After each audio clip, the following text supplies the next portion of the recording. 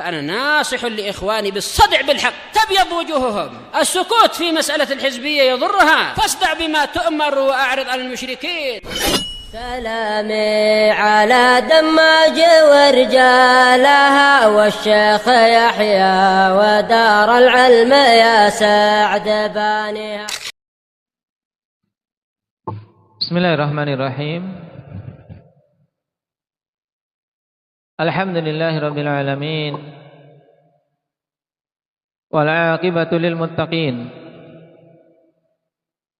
Wala 'udwana illa 'alal zalimin.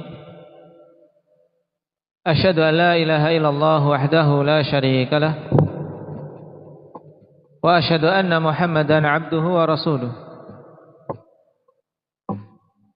Sallallahu alaihi wa ala alihi wa ashabihi wa man tabi'ahum bi ihsanin ila yaumiddin. Amma ba'd. Telah dibaca tadi oleh sebagian antum athar yang kita baca kemarin berhubungan dengan ghaflatus shalihin, yang ini merupakan salah satu sebab masuknya mereka dalam pemalsuan hadis walaupun tanpa ada kesengajaan. Sekarang kita masuk pada athar berikutnya. Qala al-Imam Muslim rahimahullahu taala, haddatsani al-Fadl ibn Sahl, dikenal dengan Al-A'raj Al-Baghdadi.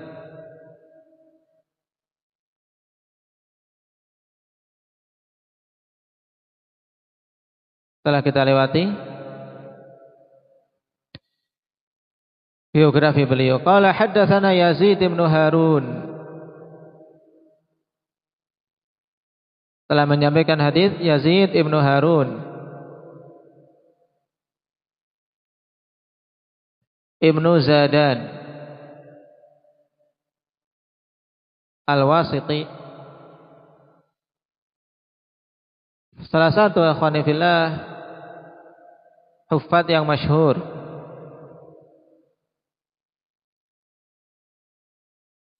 Mengambil darinya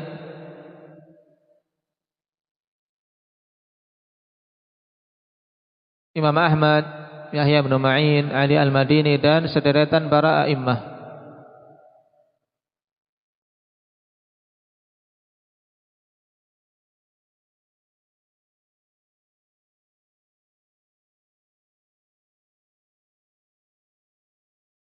Dikatakan oleh Al-Izli rahimahullahu taala,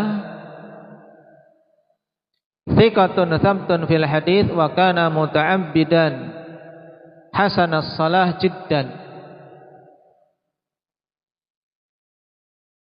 Beliau seorang thiqah dari sisi hafalan, terpercaya, juga dari sisi keadilan, sabat, kokoh dalam hadis. Di sisi itu, di sisi yang lain akhwan, wa kana muta'abbidan, beliau itu seorang ahli ibadah dan bagus salatnya. Hasanas salati jiddan, dan ini yang seharusnya seorang belajar hadis, belajar ilmu. Nah, maka hendaknya salat itu betul-betul diberi perhatian. Perbagus salat.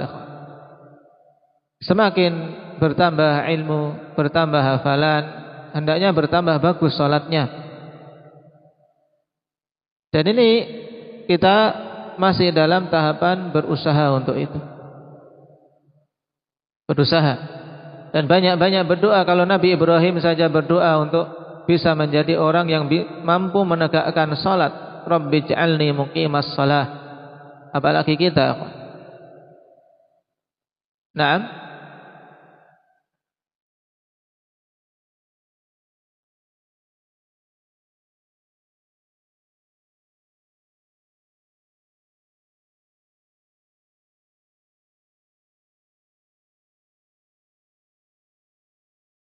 Dan beliau diuji di akhir umurnya dengan kebutaan.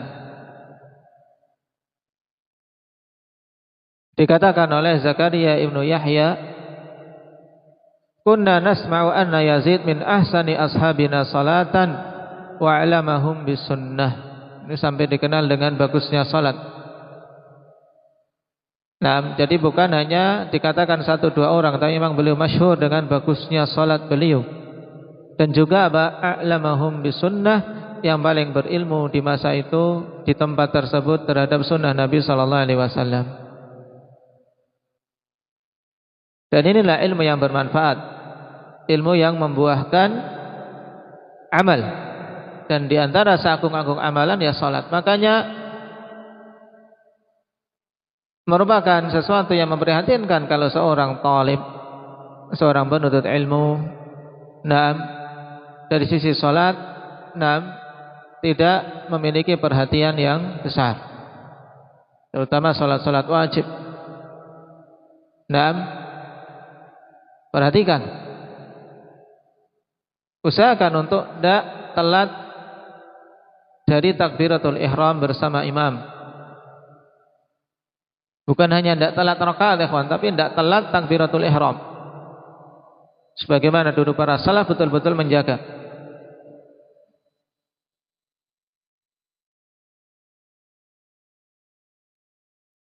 Qala akhbarani Khalifah Ibnu Musa.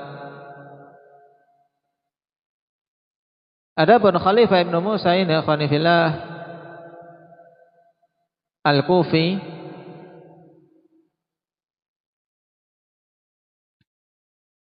dia seorang yang majhulul hal. Karena itulah dengan sebab perawi ini athar yang akan kita baca nanti derajatnya dhaif.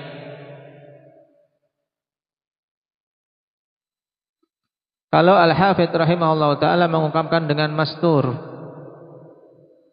hampir sama. Dia seorang yang majhul.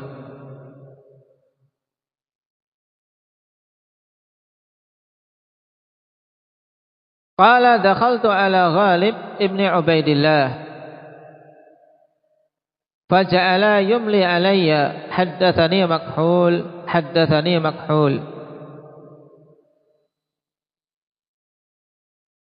Khalifah mengatakan aku masuk pada majelis Ghalib ibn Ubaidillah. Jadi dia menceritakan kisahnya ketika berada di majelis Ghalib ibn Ubaidillah.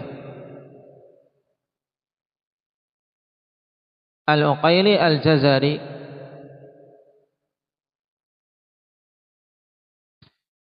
Maka beliau pun mendiktekan kepadaku riwayat-riwayatnya dengan mengatakan haddatsani makhul, telah menyampaikan hadis kepadaku makhul, diulang-ulang menunjukkan banyaknya riwayat dari makhul. Adapun makhul akhwani fillah, maka beliau seorang yang tidak asing bagi kita tentang keutamaannya, seorang tabi'in jalil, seorang tabi'in yang mulia.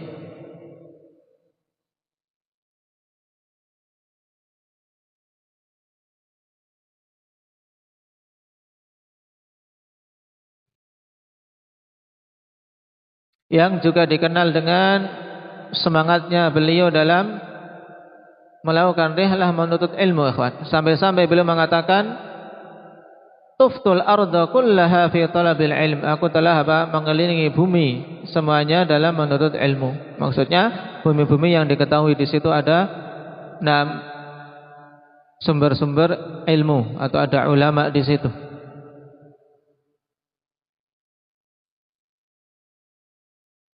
Seorang rujukan bagi manusia pada zaman itu di negeri Syam.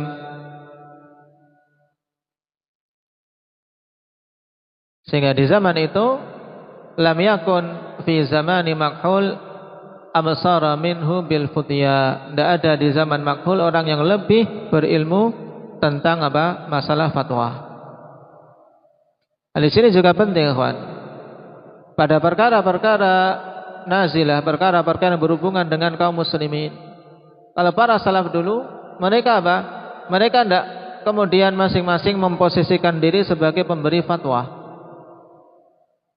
Kalau di situ ada orang yang memang menjadi rujukan dan ilmunya diakui, maka merujuk kepada mereka. Dan yakin di Syam dari si ulama pada zaman itu bukan hanya makhul, tapi ketika diketahui dia orang yang paling mapan, paling kokoh, maka menjadi rujukan. Dan ulama-ulama yang di bawah beliau yang merujuk. Ini keadaan para salaf. Karena perkara fatwa bukan perkara yang ringan. Perkara penentuan ahkam bukan perkara yang ringan.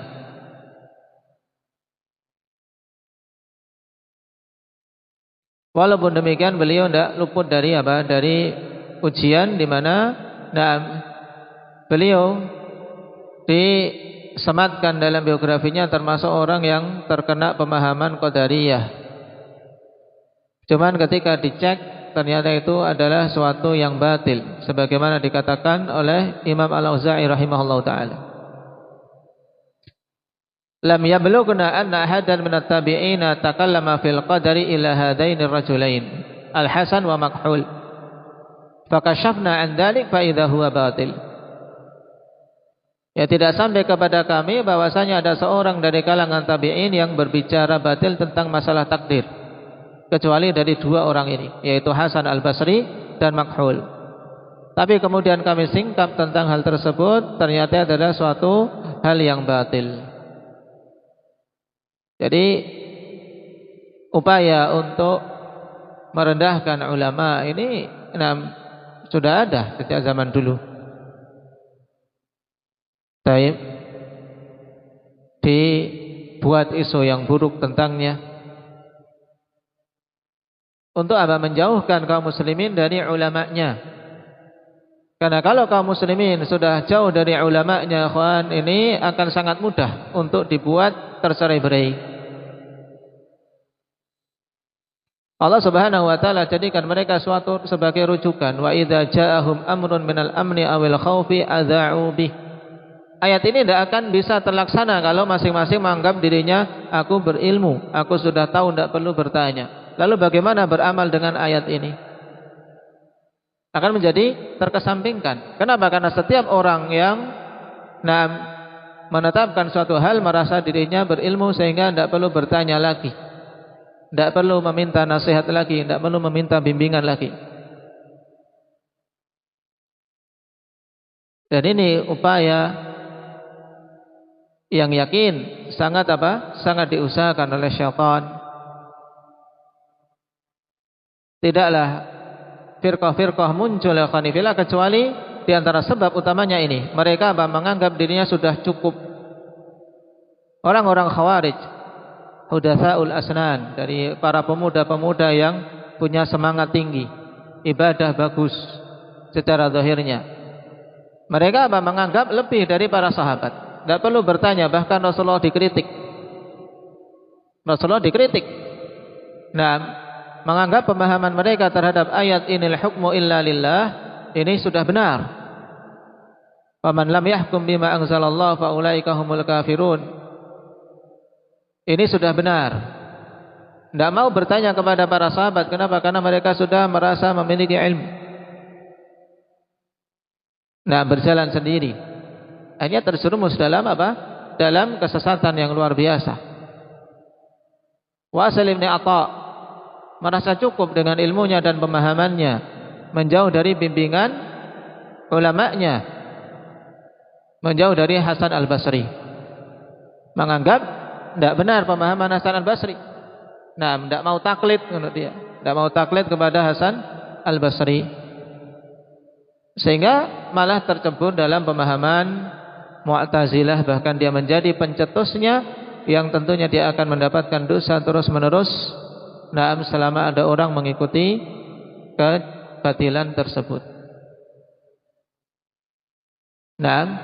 Makanya kalau kita perhatikan para salaf ikhwan, mereka senantiasa menyeru untuk kembali kepada ulamanya, mendekat, bukan untuk taklid, bukan untuk hulu, bukan, tapi untuk untuk meminta dan mendapatkan arahan-arahan. Karena pandangan mereka jauh. Pandangan mereka jauh ketika melihat suatu peristiwa atau melihat suatu fitnah, tidak seperti kita. Di antara sebab utamanya dari sisi rasa takut mereka pada Allah. Nah, rasa takut mereka pada Allah juga dari sisi kedekatan mereka dalam ibadah munajah mereka yang tentunya sangat jauh dengan kita. Ini butuh untuk kita camkan. Qal fa akhadhahu al-baul faqama. Kemudian Ghalib ibnu Ubaidillah yang mendiktekan riwayat dari Makhul dengan banyak ini, ternyata apa? Fa akhadhahu al-baul. Maksudnya apa ini? Kencing mengambilnya. Maksudnya fa akhadhahu al-baul, yaitu dia apa? Kebelet untuk buang air kecil.